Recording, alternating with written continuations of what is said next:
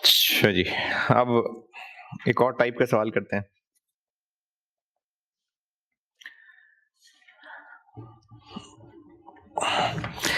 अब ये type of सवाल हैं जिसमें रेशोज़ की बेस पे फैसला करना हो सकता है या शेयर प्राइस या ईपीएस या इस तरह से।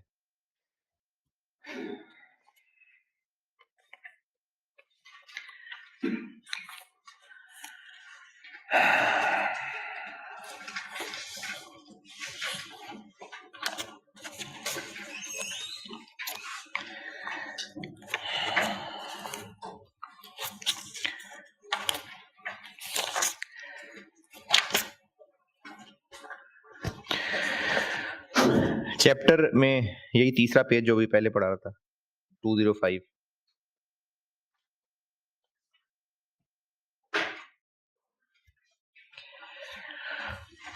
डेट का डिसीजन कवनेंट्स बेस्ड भी हो सकता है। कवनेंट्स कहते हैं इनकी कंडीशंस को। हो सकता है बैंक ने शर्त रखी हो कि डेट इक्विटी इतनी रहेगी तो ठीक है, वरना हम लोन वापस ले लेंगे। हो सकता है बैंक ने शर्त रखी हो कि आपकी ईपीएस इतनी होनी चाहिए। तो इसमें हमने देखना होगा कि बैंक की शर्तें क्या हैं, उसके हिसाब से फैसला करना होगा। और इसमें भी ऐसी है कि सवाल ही बताएगा क्या करना है। क्वेश्चन नंबर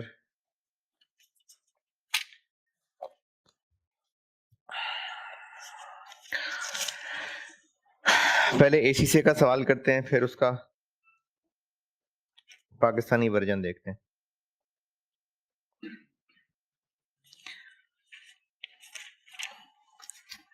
लेकिन हैरत की बात यह है कि एसीसी का सवाल बाद में आया था।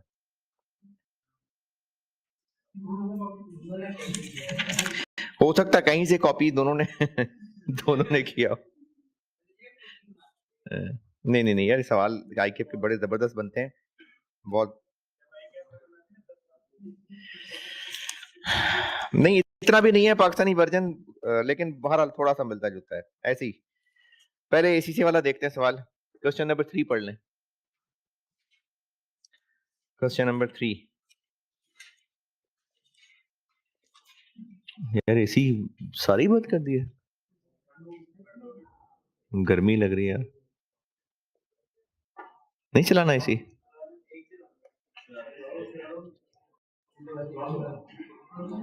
ये चला लो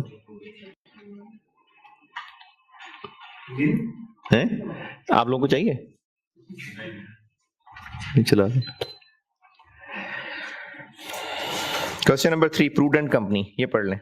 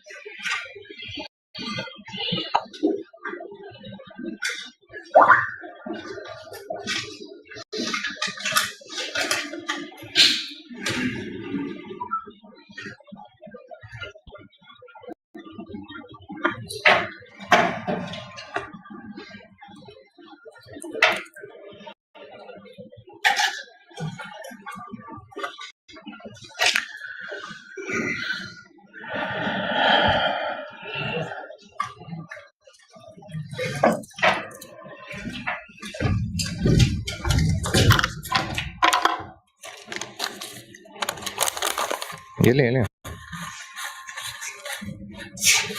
जाकर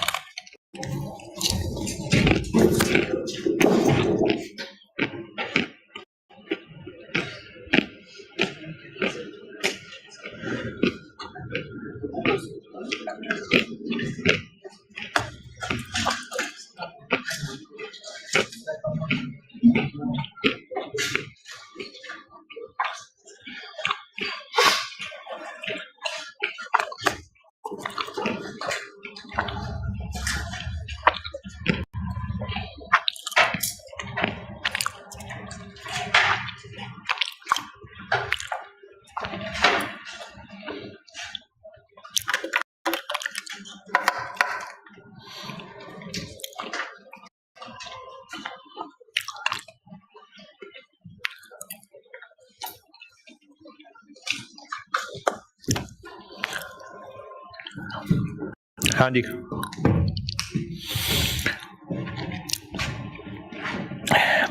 प्रूडेंट कंपनी की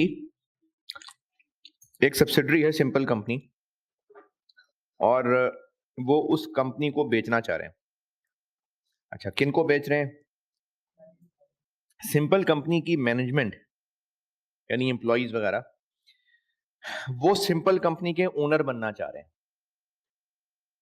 leveraged management by out. Management by out कहते हैं जब किसी कंपनी को उसके मैनेजर्स ही खरीद लेते हैं, यानी वो जो उस कंपनी के पहले मैनेजर्स थे, एम्प्लॉइज थे, वो कंपनी के मालिक बन जाते हैं।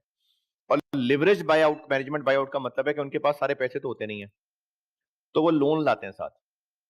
यानी ये सिंपल कंपनी के सारे ऑपरेशंस की कीमत कितनी लग रही है? 81 मिलियन। कैसे 81 मिलियन? उन्होंने कराई वैल्यूएशन और उसकी बेस पे सिंपल कंपनी के सारे ऑपरेशन की वैल्यू लगी 81 मिलियन। सिंपल कंपनी के मैनेजर्स और एम्प्लॉइज ने कहा हम अपनी जेब से डालेंगे 16 मिलियन और बाकी एक बैंक से बात की है, बाकी वो लोन दे देगा। नहीं, जेब से मेरी मुराद है इक्विटी 16 मिलियन, क्योंकि 4 मिलियन वो लोग अपनी जेब से डालेंगे और 12 मिलियन अपनी जेब से डालेंगे और 4 मिलियन ना एक वेंचर कैपिटलिस्ट डालेगा, वो भी ओनर बन के ही आ रहा होता है। ये पहले भी शायद किसी सवाल में वेंचर कैपिटल था। हाँ, वो बिजली बनाने वाला सवाल था, ARA PUN। तो वेंचर कैपिटलिस्ट और ये लोग मिलके 12 और 4 16 मिलियन इक्विटी डालेंगे, तो जो बाकी 65 रह जाएगा वो एक बैंक से बात की है, वो लोन देने को तैयार है। यानी अब ये क्या करेंगे कि ये इस कंपनी के ओनर बन जाएंगे। हो सकता है इसी नाम से कंपनी को चलाएं, हो सकता है कि नए नाम से कंपनी बना लें। बहरहाल अब जो नया काम सेटअप शुरू होगा वो ऐसे होगा।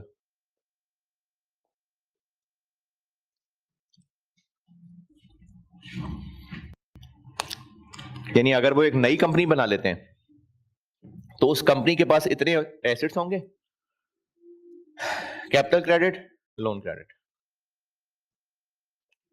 ठीक है।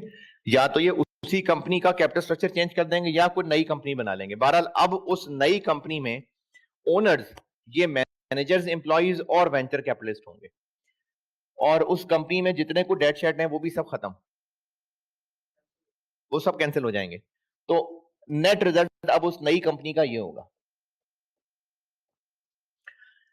करना क्या है, बैंक ने, जिसने ये 65 बिलियन देने का वादा किया है, वो कहता है जी कि आपने ना ये डेट इक्विटी मेंटेन रखनी है। अगर मेंटेन रख लेंगे तो ठीक है, अगर नहीं मेंटेन रख सके तो फिर लोन वापस।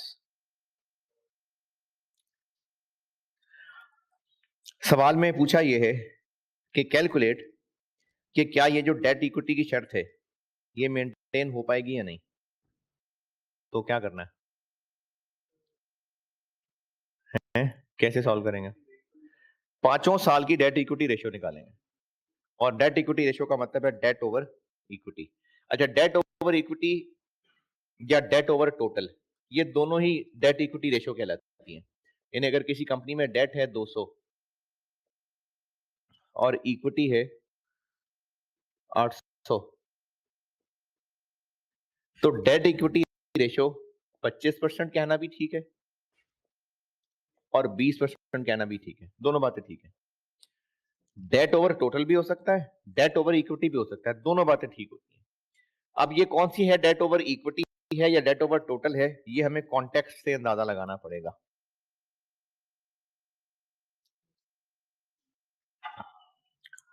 तो ये जो बैंक ने शर्त लगाई है वो डेट ओवर इक्विटी या डेट ओवर टोटल,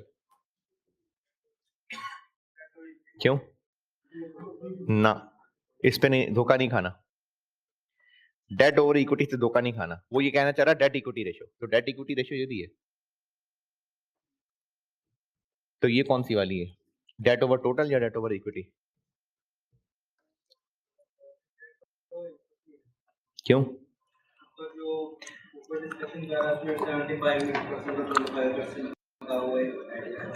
अच्छा, और भाई अगर डेट ओवर टोटल हो तो वो तो 100 से ऊपर हो ही नहीं सकता। डेट ओवर 350% का मतलब है कि ये 1000 है और वो 3500 है, ये तो नहीं होगा ना। वैसे हो भी सकता है अगर इक्विटी नेगेटिव हो तो, ऐसा हो भी सकता है, लेकिन जनरली ऐसा नहीं होगा। इस टोटल के अंदर ही या तो डेट और इक्विटी होगा ना, तो डेट ओवर टोटल का आंसर थोड़ी 250% हो सकता है। तो इसलिए ये डेट ओवर इक्विटी, सिर्फ डेट स्लैश इक्विटी से डेट ओवर इक्विटी नहीं है, क्योंकि जो अगला आई कैप का सवाल है उसमें ये नहीं होगा इस तरह से। तो सिर्फ डेट इक्विटी के वर्ड से नहीं देखना, क्योंकि वो 100 से ऊपर है तो कंफर्म ये डेट ओवर टोटल हो ही नहीं सकता। तो अब हमने करना क्या है, 5 साल की डेट इक्विटी रेशियो निकालनी। अच्छा, जब डेट इक्विटी रेशियो निकालनी है ना बैंक पॉइंट ऑफ व्यू से, इससे पहले हमने जब भी जहां भी फाइनेंस पढ़ा है, चाहे वो कॉस्ट ऑफ कैपिटल निकालना हो, चाहे वो वैल्यूएशन करनी हो, जब भी अब से पहले, चाहे वो कॉस्ट ऑफ कैपिटल है चाहे वो वैल्यूएशन है, डेट इक्विटी रेशियो ली जाती है तो वो हमेशा मार्केट वैल्यूज की बेस पे होती है। लेकिन जब बैंक के कहने पे डेट इक्विटी निकलेगी तो वो बुक वैल्यू पे निकलेगी, क्योंकि बैंक को चाहिए होती है बैलेंस शीट। बैंक वाले कहेंगे भी बैलेंस शीट बना के दिखाएं, तो बैंक ने जो डेट इक्विटी देखनी है वो बैलेंस शीट के हिसाब से देखनी है। तो अगर कहीं सवाल में किसी बैंक के लिए डेट इक्विटी निकालनी पड़ रही है,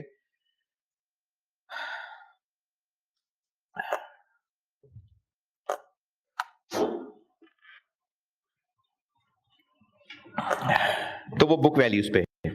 तो अब करना यह है कि 5 साल की डेट इक्विटी रेशियो निकालनी है।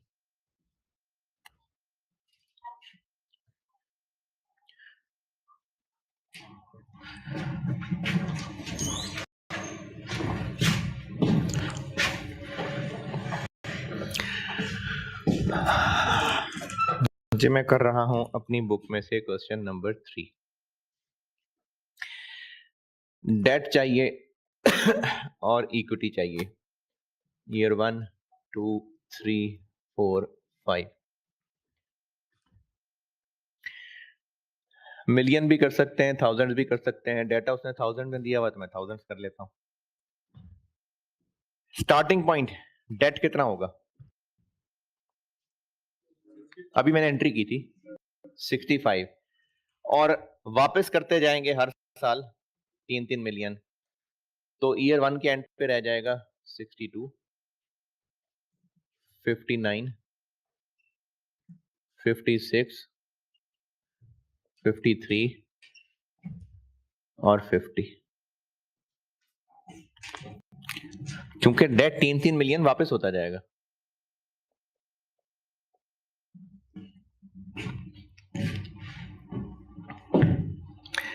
ये आ गया डेट।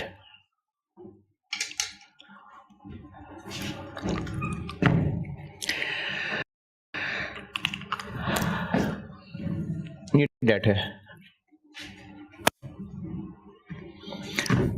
अब चाहिए इक्विटी।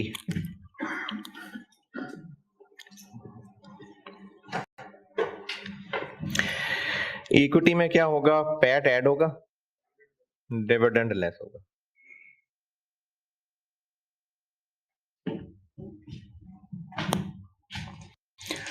तो स्टार्टिंग पॉइंट तो हो गया 16। अब क्या करना? हर साल का पैट और हर साल का डिविडेंड। तो पैट निकालना है तो इनकम स्टेटमेंट बनानी पड़ेगी।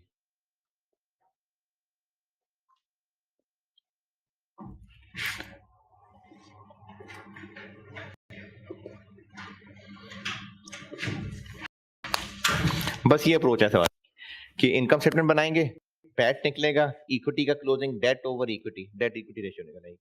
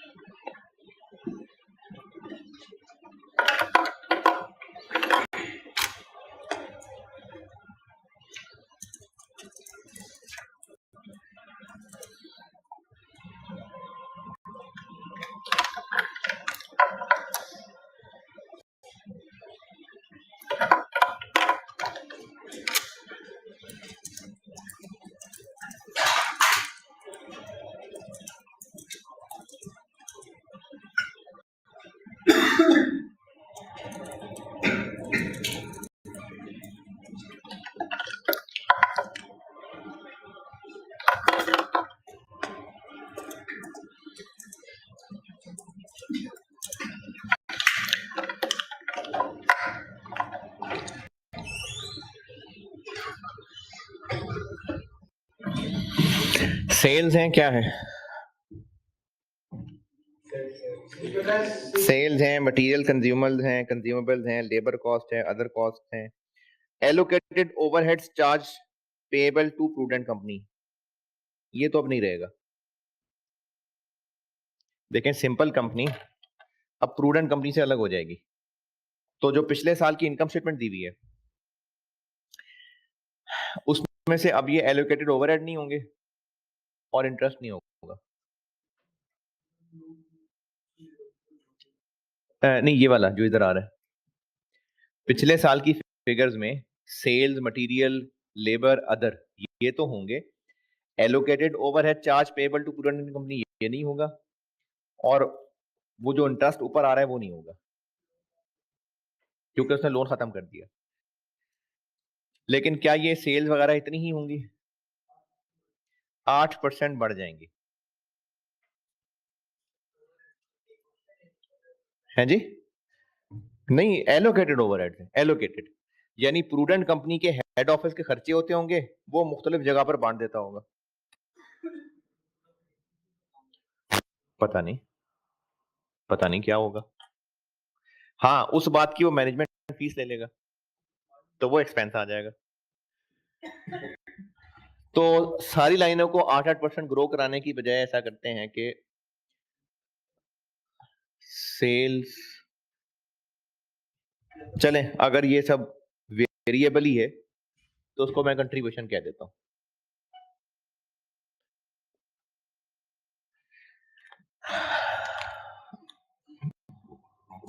तो जितने भी हैं उनको 1.08।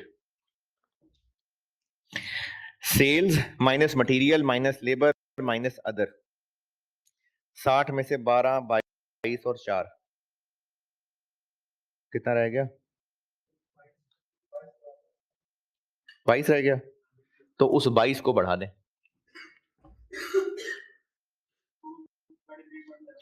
23760, 25661, 27714, 29931,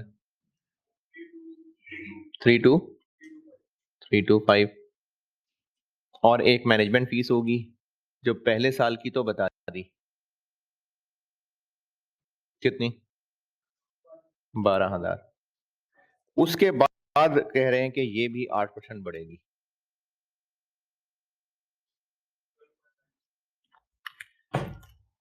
वन टू नाइन सिक्स 13997, 151116, 326। अब ये लोन है तो इस पे इंटरेस्ट होगा।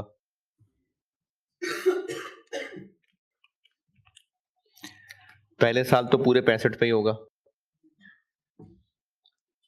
कितने % इंटरेस्ट है?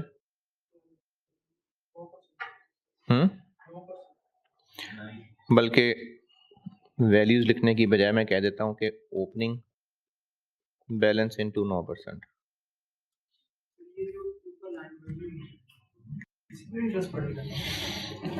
ये तो मैंने क्लोजिंग बैलेंस लिखा है ना, क्योंकि हमने डेट इक्विटी रेशियो निकालनी है। तो पहला साल 65 से शुरू होगा लेकिन 3 वापस होके 62 रह जाएगा। तो पहले साल का इंटरेस्ट तो 65 पे पड़ेगा। 3 मिलियन के बारे में कहा हुआ है कि वो हर साल के एंड पे वापस होता जाएगा, at the end of each. तो लोन स्टार्ट किया 65 से, तो पहले साल 3 वापस करके 62 रह गया, लेकिन पहले साल का इंटरेस्ट तो 65 पे पड़ेगा।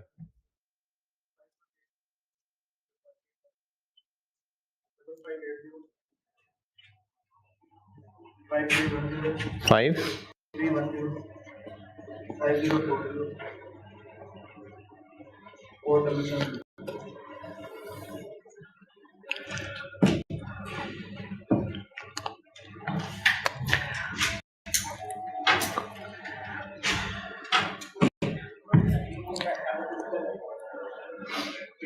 ये आ गया पीबीटी 5910,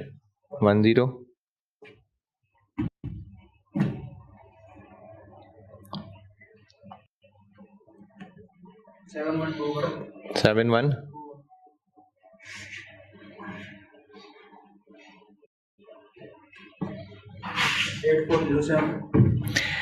8407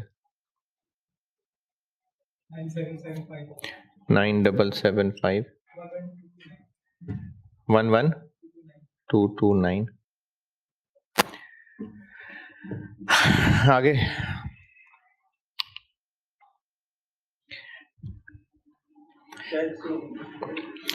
टैक्स कितना?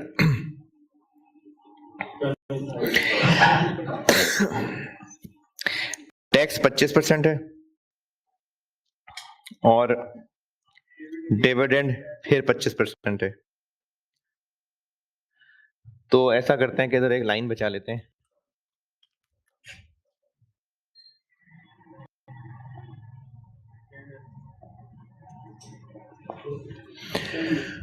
डिविडेंड नेट करके यहां ले आते हैं, तो यहां से एक लाइन बच जाएगी। बल्कि यहां भी क्या लिखना है? पीबीटी का 0.75 का 0.75, ये बन गया पैट, जैसे पिछले सवाल में किया था। ये बन गया डिविडेंड के बाद वाला।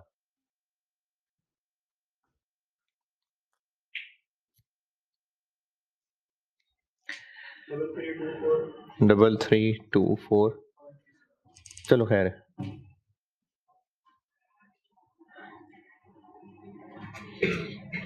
4006 4006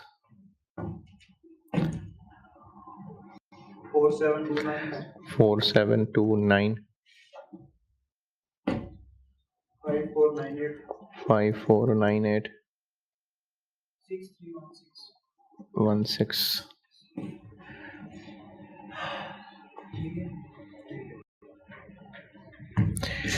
19324 19324 23330 28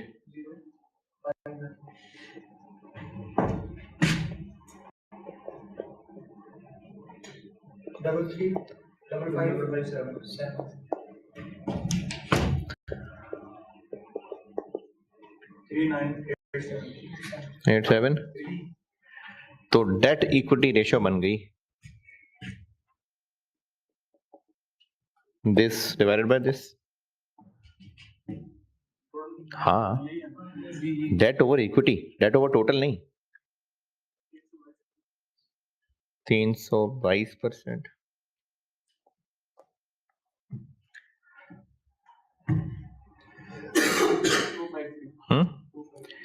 253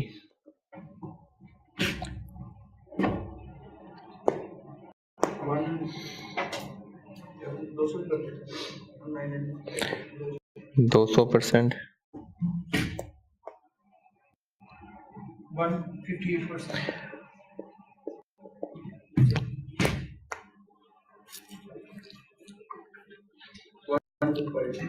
1 2। तो सवाल ये था कि डिटरमिन क्या ये पूरी हो पाएगी। तो उसने कहा था जी पहले साल में 350, चलो पहले साल में तो 350 के अंदर है। दूसरे साल उसने कहा था 250, तो 250 से ऊपर निकल जाएगा। तीसरे साल में 200 कहा था, ठीक है 200 ही है। चौथे साल में 150 कहा था, ऊपर निकल गया। पांचवें साल में 125 कहा था, 125 ही। तो डेट इक्विटी रेशियो मेंटेन नहीं हो पाएगी, जो उसने शर्त लगाई थी वो नहीं हो सकेगी पूरी। ईयर 2 में भी ब्रीच हो जाएगी, ईयर 4 में भी ब्रीच हो जाएगी।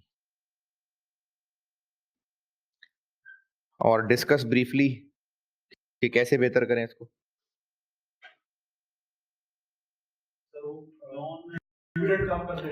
डिविडेंड कम कर दें और पैसा इन्वेस्ट कर दें, यही हो सकता है। लोन रीपे ज्यादा कर दें।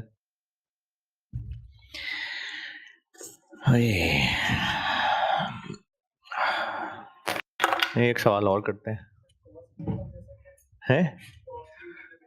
नहीं वो तो उसने कहा नहीं, देखें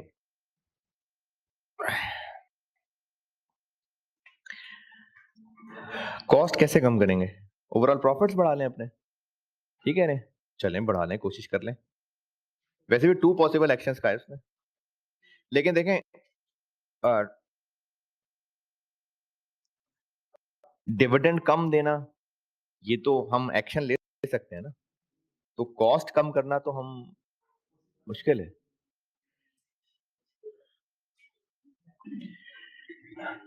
चले एक क्वेश्चन तो और हो ही जाएगा रिकॉर्ड टाइम में। क्वेश्चन 4 पढ़ लें।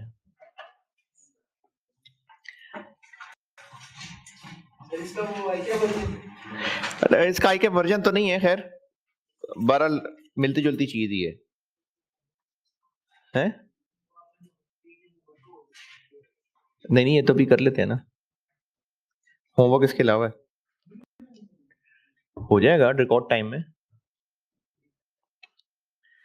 ज़बानी कर लेनी, तो ज़बानी समझा देता हूँ हैं।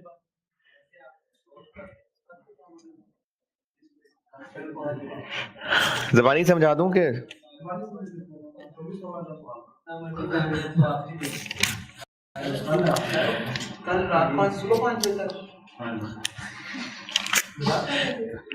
कल शाम 5 बजे से शुरू करेंगे और कोशिश करेंगे कि कल की तारीख में खत्म कर लें।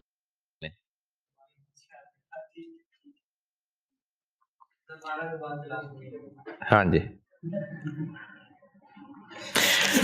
अच्छा चले, ज़बानी भी करना तो सवाल तो पढ़ लेना यार। क्वेश्चन नंबर 4, बन्नू होल्डिंग्स लिमिटेड।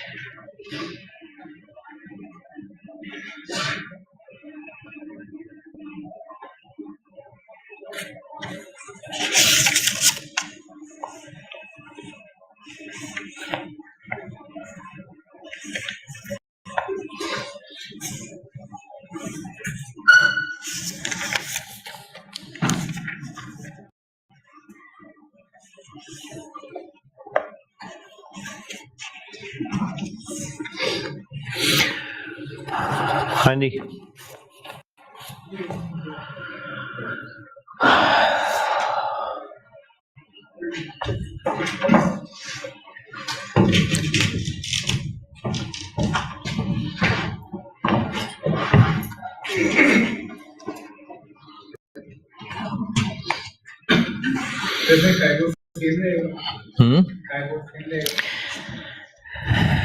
काइबोर के बारे में कुछ कहा नहीं,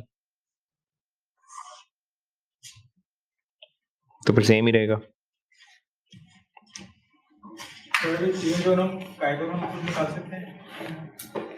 नहीं, काइबोर तो इन्फ्लेशन नहीं है, वो एक्सचेंज रेट होता है कि हम निकाल लें। काइबोर तो खुद नहीं निकाल सकते।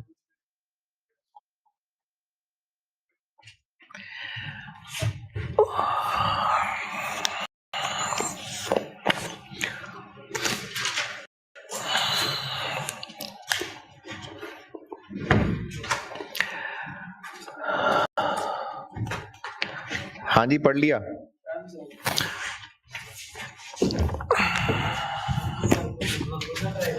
क्या हुआ?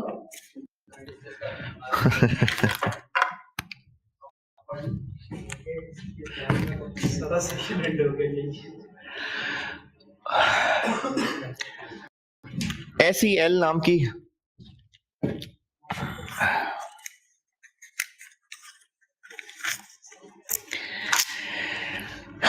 SEL नाम की कंपनी बन जाएगी और ZEL के सारे ऑपरेशंस उसको बेच देंगे। ZEL के सारे ऑपरेशंस की वैल्यू क्या लग रही है? 2100।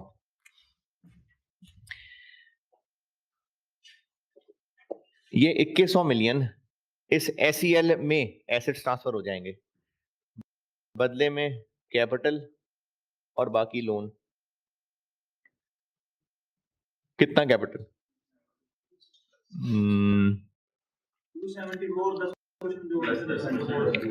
270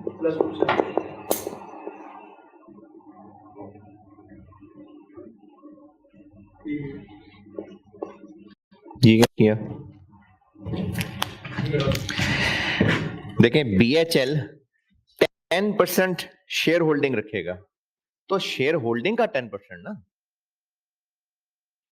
एम्प्लॉइज जो पैसा इन्वेस्ट करेंगे वो 270 है, 10% BHL के पास होगा, तो इसका मतलब एम्प्लॉइज के पास में 90% होगा, तो टोटल कैपिटल इतना होगा, तो फिर लोन होगा 1800।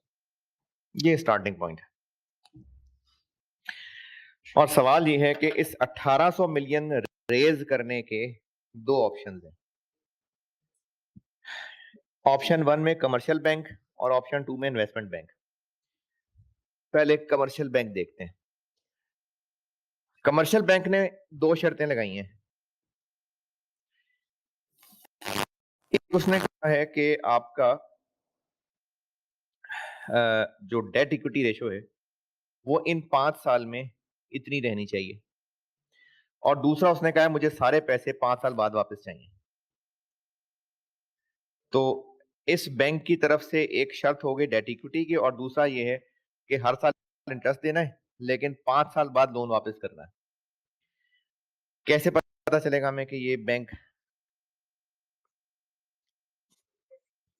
अच्छा देखें, इसमें ना दो बैंक्स हैं।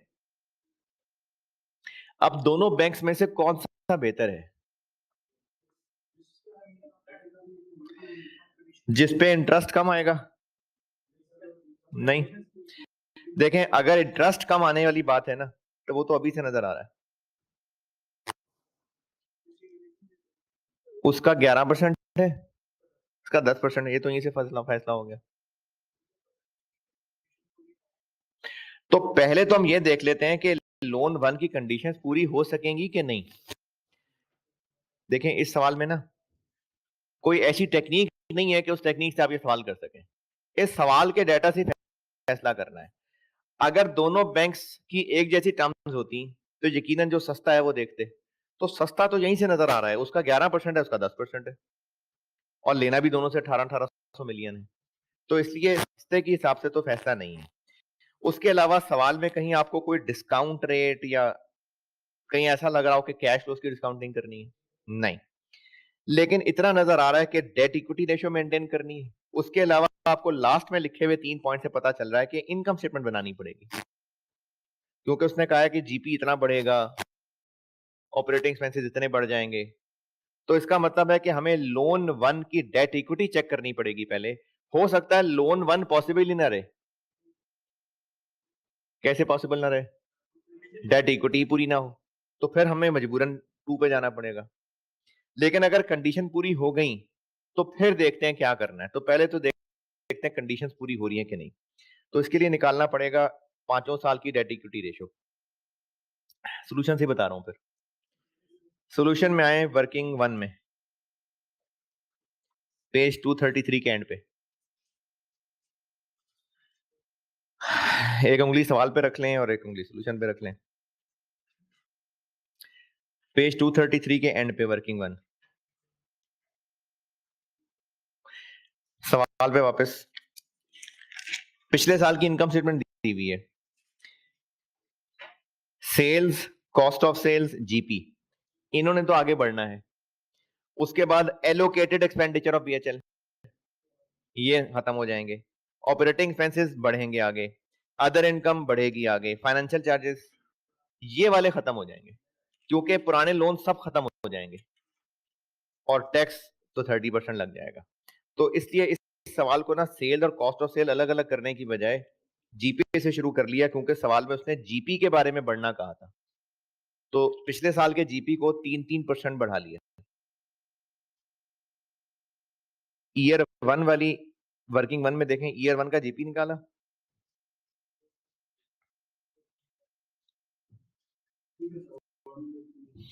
और उसमें से फिर ऑपरेटिंग एक्सपेंसेस माइनस कर दिए। ऑपरेटिंग एक्सपेंसेस कहां से आए? 388 पिछले साल थे, और आखिर में लिखा हुआ है कि ऑपरेटिंग एक्सपेंसेस ईयर वन में 100 मजीद होंगे, तो 488 हो गए। करते हैं, जीपी 3% बढ़ाया, ऑपरेटिंग एक्सपेंसेस 100 बढ़ा दिए, ये मैं वर्किंग वन दिखा रहा हूं। तो ये बन गया 572। इसके बाद कहा कि इन्होंने 3% ग्रो करते जाना है। तो चूंकि जीपी ने भी 3% ग्रो करना था, ऑपरेटिंग एक्सपेंसेस ने भी 3% ग्रो करना था, तो उनको नेट करके 3% ग्रो करा लिया। अब ऑप्शन वन के सोल्यूशन पे आ जाए। सोल्यूशन के स्टार्ट पे बिल्कुल, सोल्यूशन का बिल्कुल स्टार्ट, पहली ही लाइन, ये वही ऑपरेटिंग प्रॉफिट है 572, जिसको ईयर वन में तो लिख दिया, उसके बाद 3% ग्रो कराया हुआ है। ठीक है, पहली लाइन। उसके बाद अदर इनकम 10% पे ग्रो कराई हुई है। ये बात सवाल के पॉइंट 2 सबसे लास्ट में लिखी हुई है।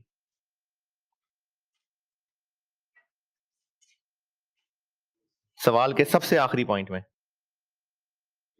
सबसे आखिरी लाइन।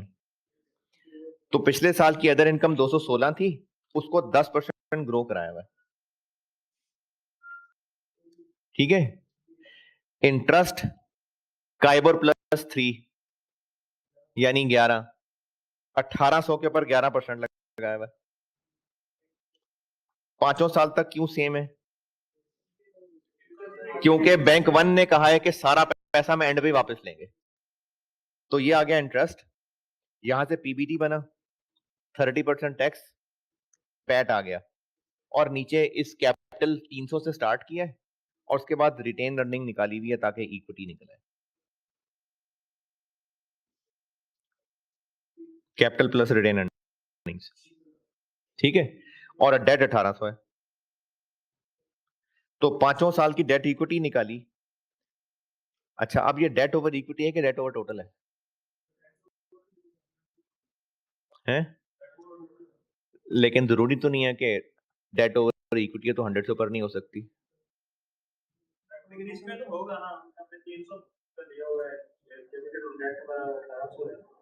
अगर यहां से करंट भी देखें, नेट कितनी आ रही? इसमें डेट ओवर टोटल है, पिछले में डेट ओवर इक्विटी क्यों था? क्योंकि डेट ओवर टोटल 100 से ऊपर नहीं हो सकता। तो लेकिन 100 से कम डेट ओवर टोटल नहीं हो सकता क्या? डेट ओवर इक्विटी 100 से कम नहीं हो सकती क्या? हो सकती है, लेकिन इसमें इक्विटी इतनी थोड़ी सी है, इतनी थोड़ी सी इक्विटी है, तो डेट ओवर इक्विटी सिर्फ 75% थोड़ी होगा। इक्विटी इतनी थोड़ी है, डेट इतना ज्यादा है, तो यकीनन ये डेट ओवर टोटल है। अब यहां देखें, धोखा नहीं खाना, लिखा डेट इक्विटी रेशियो है, लेकिन ये डेट ओवर टोटल है। तो ये सॉल्यूशन में डेट ओवर टोटल निकाला, और नहीं ना, आप गिवन 75 को किससे कंपेयर करेंगे? कैसे? मतलब डेट ओवर टोटल निकाल के कहेंगे ये मीट हो रही है, डेट ओवर इक्विटी निकाल के कहेंगे मीट नहीं हो रही। नहीं।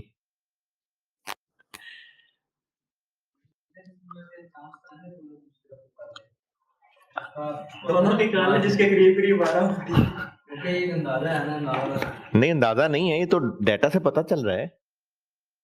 देखें, या तो डेट ओवर इक्विटी होगा या डेट ओवर टोटल होगा। जब हमने कंपनी स्टार्ट ही इतनी थोड़ी सी इक्विटी और इतने सारे डेट से किए, तो डेट ओवर इक्विटी सिर्फ 75% कैसे हो सकता है? वो तो 200-400% होना है, ये तो 600% है।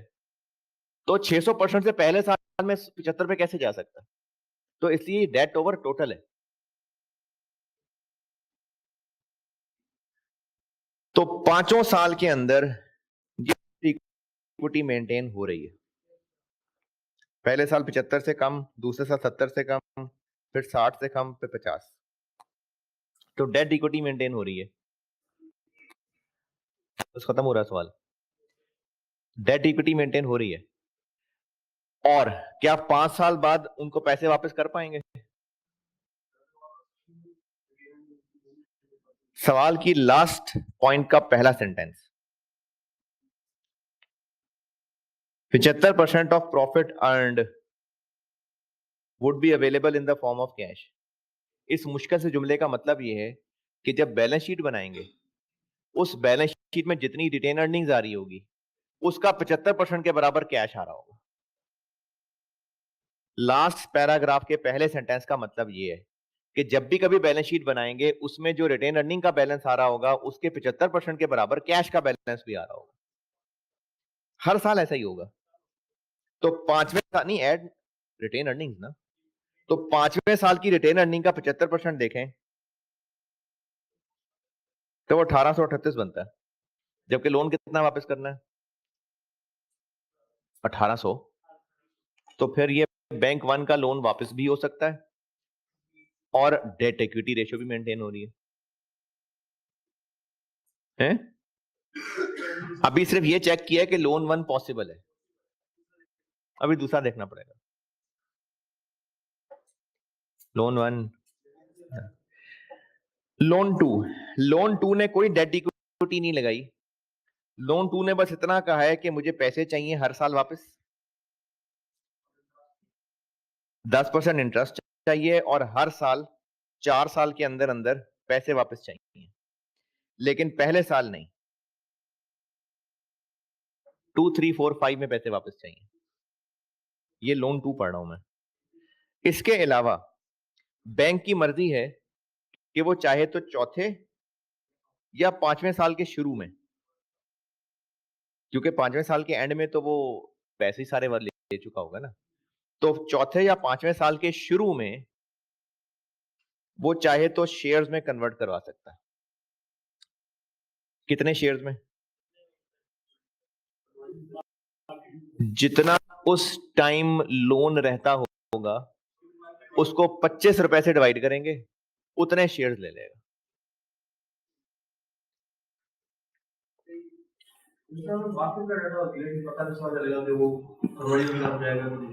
देखना, will have the option to convert the balance amount of loan to shares, कितने? at 25 रुपए ईच। तो पहले तो देखते हैं इसका हम वापस कर भी सकेंगे लोन के नहीं। तो अब अगले पेज पे ऑप्शन 2 का सॉल्यूशन, ऑपरेटिंग प्रॉफिट सेम चलाया, क्यों? वो तो दोनों में सेम है। अदर इनकम क्यों सेम ली है? सेम मतलब same, constant. Other income constant ली हुई है। अदर इनकम कांस्टेंट क्यों रखी है? अरे अदर इनकम कह रहा हूं मैं।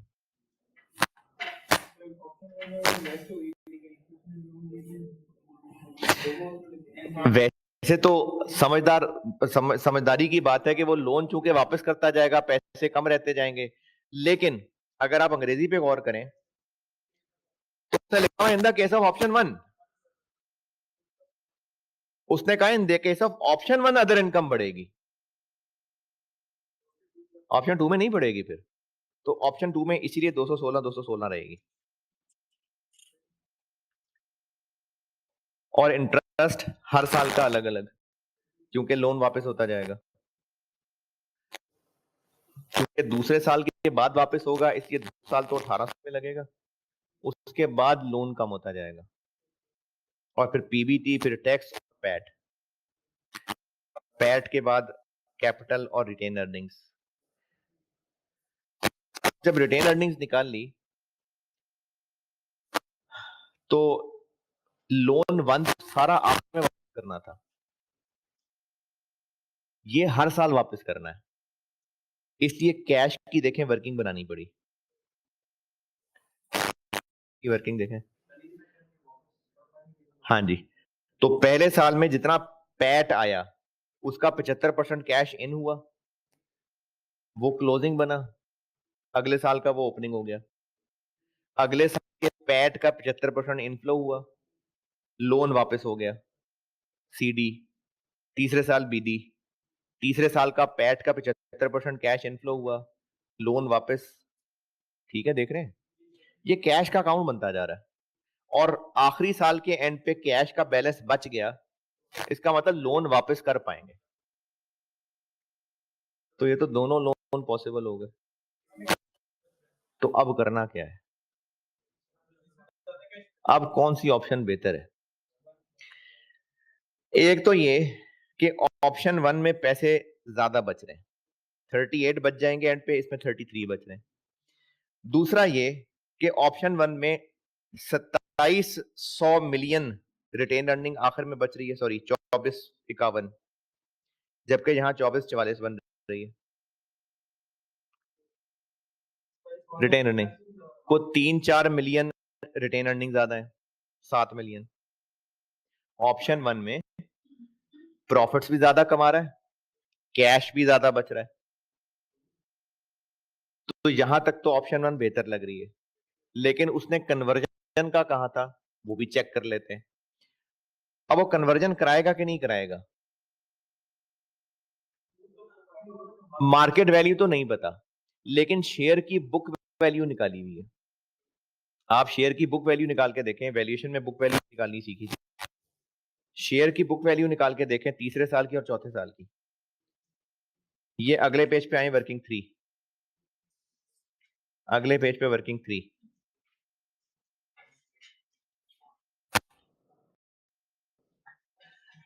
ये शेयर की बुक वैल्यू निकाली हुई है।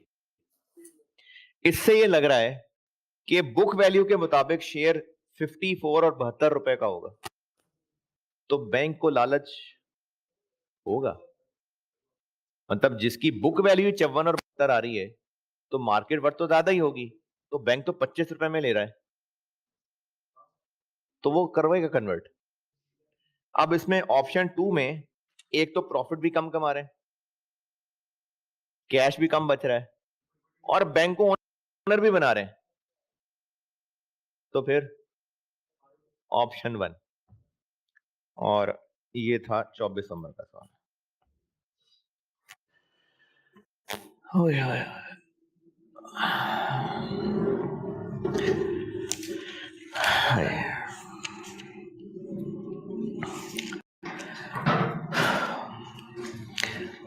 अगर कोई से मिलता जुलता सवाल किसी के पास फारिग टाइम हो करना चाहे तो क्वेश्चन 6 देख लेना, विंटर 2015 क्वेश्चन 6, रेयान ग्रुप।